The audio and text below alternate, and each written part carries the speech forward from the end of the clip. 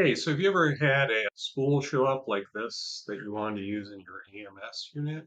Yeah, the problem. So today, really quick hack, how to fix this.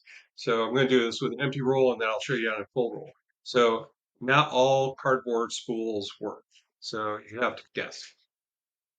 But Polyterra and Elegoo both work. And those are the two I use the most. So here we go. All right, so first of all, you just literally take and tear off that. Now, if you peel the extra paper that comes along with it, and then you sorry, grab your replacement. Fits perfectly. Turn it over. Meanwhile, you're holding the filament in place. You're going to do the same thing. You're going to tear this side off. You don't need that either. So now we take all the paper off, right? And now, voila, Polyterra filament, Bambu roll. Great.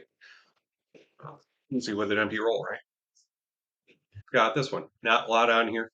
So what I would recommend if you're doing this with a brand new roll and you want to just avoid all the hassles, take a piece of blue painter's tape and just wrap it around to keep the filament in place. So for this one, all I'm going to do is with my thumb, I'm going to hold the filament in place in my hand. So we're just going to pull this off just like we just did, right?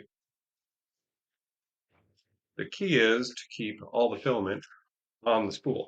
This is a small spool, so I'm not really worried about it if it gets messed up, but we do this, right? So now, one on one, we're just going to flip it over. We're going to keep a lot of pressure on it, and we're going to hold it again. We're just going to do the same thing. We're just going to peel all this off, snap this in place, and now you have a brand new roll of filament that's ready to go. So easy hack. Make sure you check the inner diameters before you do this, but Polyterra and Elegoo both work. Tape it if you need it. Hope this helps.